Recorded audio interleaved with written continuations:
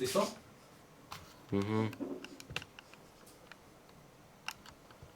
Esta es una explicación de la teoría atómica para comprender el funcionamiento del diodo semiconductor.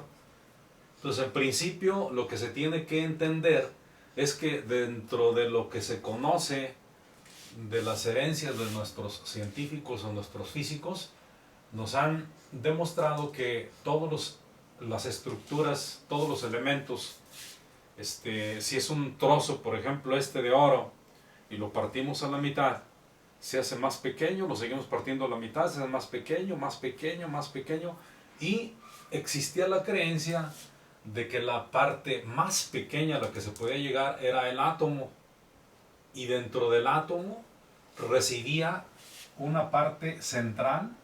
En la parte central llamada núcleo residían los protones, cuyo potencial eléctrico es positivo, y los neutrones, cuyo potencial eléctrico es neutro, según se entiende. Y girando alrededor de en orbitales se encuentran los electrones.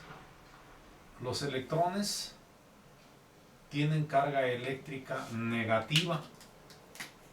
Tienen carga eléctrica negativa los electrones. Entonces, estas que estamos nosotros señalando son las partículas atómicas contenidas en una estructura atómica, que puede ser de oro, cobalto, rubidio, níquel, sodio, plata, oro, de cualquier estructura. Como observamos en la parte central del núcleo, tenemos los protones y tenemos los neutrones, y girando alrededor de se encuentran los electrones. Como se puede observar aquí, en este momento tenemos 1, 2, 3, 4, 5. Tenemos 5 electrones. Cuando el átomo se encuentra en equilibrio, se supone que tiene la misma cantidad de protones que la misma cantidad de electrones. Y eso origina que, como las cargas eléctricas, unas son positivas, otras negativas, se contrarrestan y se considera que la estructura atómica está en equilibrio. Esto es cuando nosotros tenemos el mismo número de protones que el mismo número de electrones. Y si presumimos esa condición, entonces se supone que este átomo está en equilibrio. Los electrones que están contenidos en los niveles más hacia adentro o más cercanos al núcleo se consideran electrones planetarios. Y los electrones contenidos en la última capa se conocen como electrones de valencia.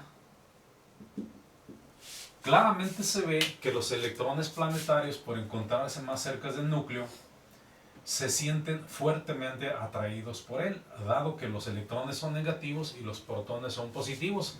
Y existe una ley que se conoce como la ley la ley que nos indica que polos opuestos se atraen y polos contrarios se repelen. Polos iguales se repelen y polos contrarios se atraen.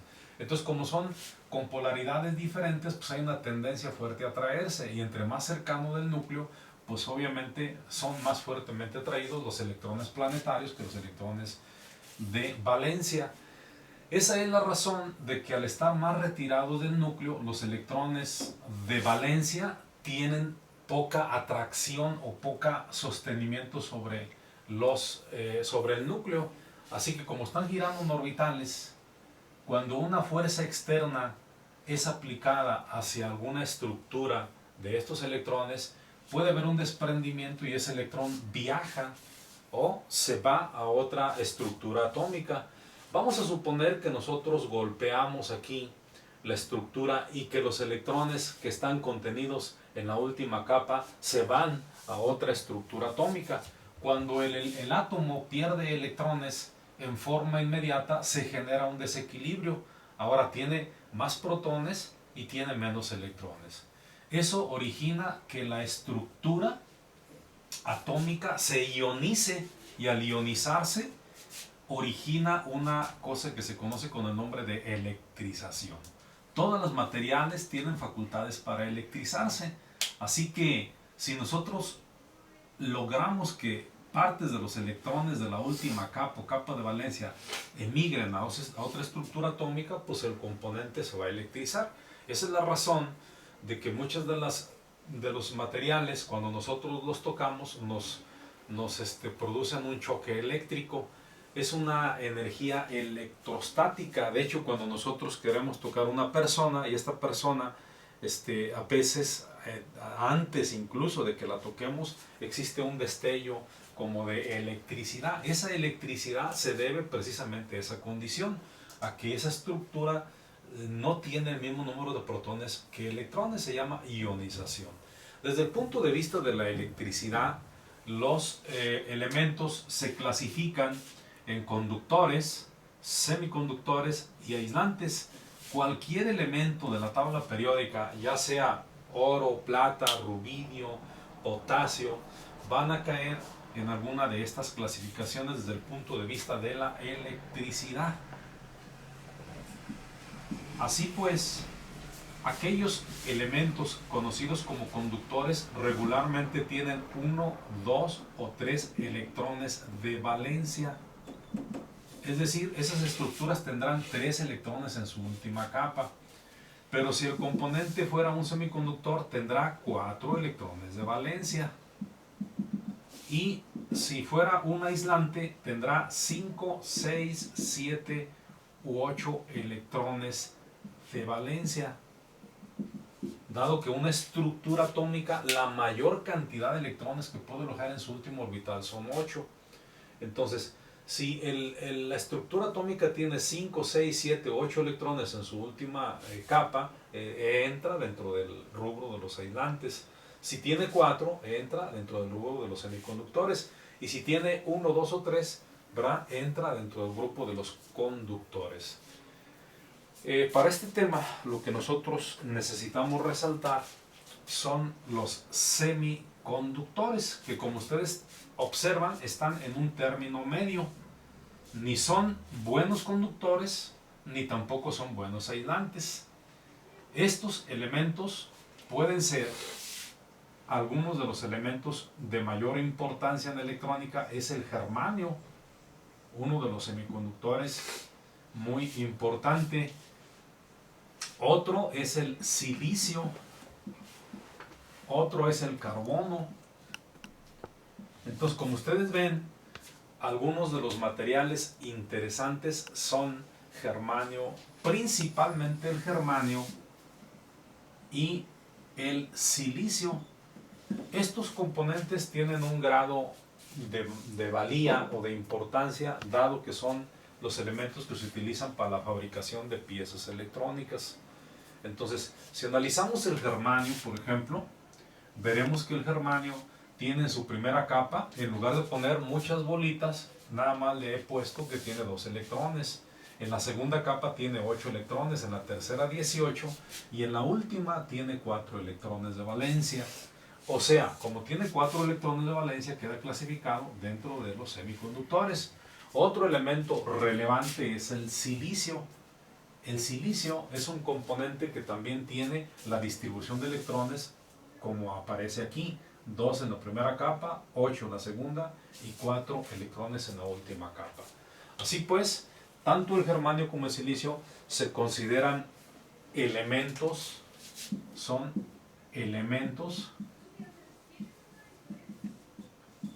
semiconductores y se consideran átomos tetravalentes. Tetravalentes porque tienen 4 electrones de valencia. Estos componentes germanio y silicio, los cuales decíamos son elementos semiconductores, estos dos componentes principalmente, ¿sí? Vamos a suponer que tanto el germanio como el silicio o silicio en estado puro,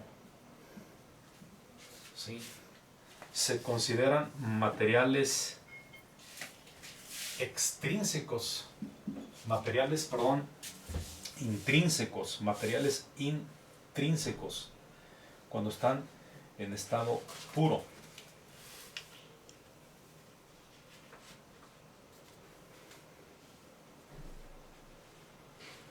Sin embargo,